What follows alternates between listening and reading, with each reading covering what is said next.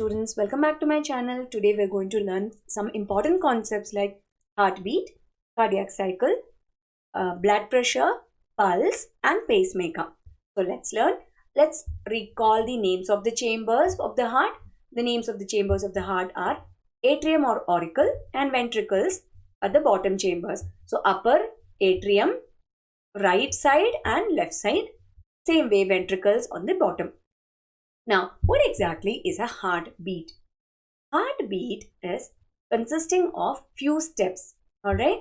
First is the upper chambers, both this one and this one, contracting. Contracting meaning the size of it will reduce. Right? The volume of it will reduce. That is contraction. Then the lower chambers will contract as well. Right? So atrium is contracting, followed by contraction of the ventricles. Then both of them will go into a relaxed state. Right? All these three steps together are called as forms a sound. Okay.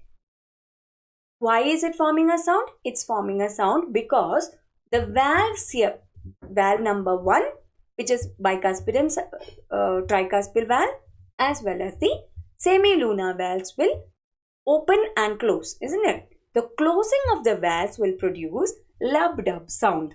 Okay, the first sound is both the bicuspid tricuspid closing together.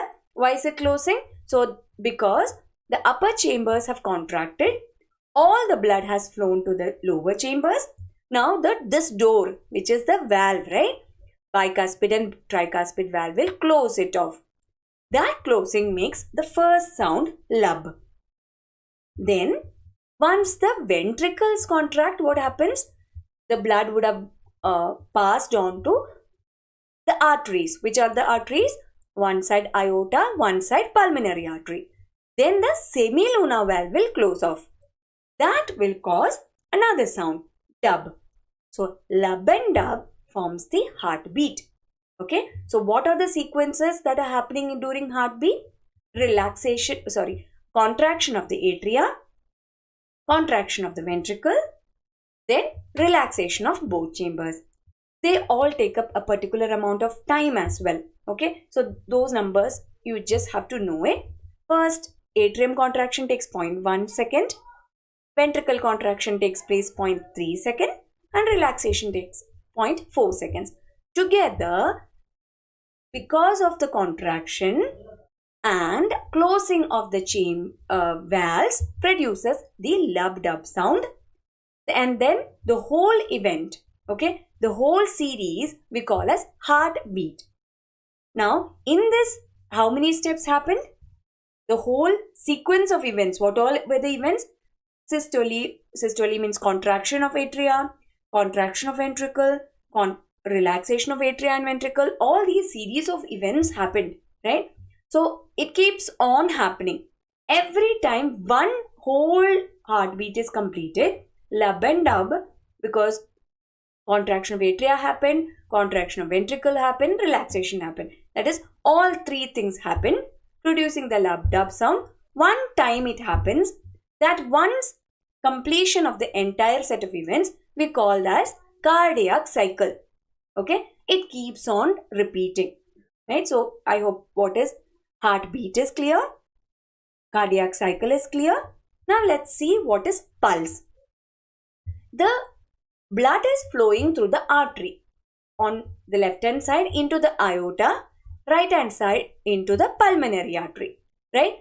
Now this arteries, as the blood is coming, because it is coming with high pressure, isn't it? These valves are closing and the chambers are pushing the blood off by contracting. So the blood that is coming through this and that, the aorta as well as pulmonary artery are under high pressure, correct? Because of that, the artery will expand and recoil. Expand and recoil, meaning expand and contract.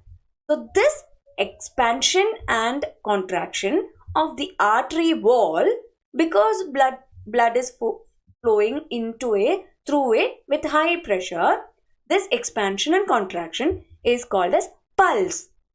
Okay, Now what exactly is blood pressure? Let's see. Blood pressure is nothing but pressure of the blood. We can measure it. Okay. Pressure of the blood due to contraction and relaxation. So during contraction, obviously the blood pressure would be higher because it is creating a force, right? So at that time, we call that pressure to be the systolic pressure, and systolic pressure is 120, and then the heart will relax, the ventricle will relax, and then the pressure will be much lesser, that is 80. So we have systolic pressure and diastolic pressure 120 and 80. Okay, 120 and 80. Together we call this pressure of blood to be the blood pressure of a person. This is a normal blood pressure. Now let's say this number is very high, like 160 and all. Then we call the person's blood pressure to be high blood pressure. Okay. Now coming to the other concept, that is pacemaker. The heart is not going to beat by itself, right? So for that, there has to be some point which is creating an impulse or command, right? For the heart to pump or go on beating. That impulse or command is produced at one point on the heart. Where is that point? It is on the right auricle wall. This is the right auricle.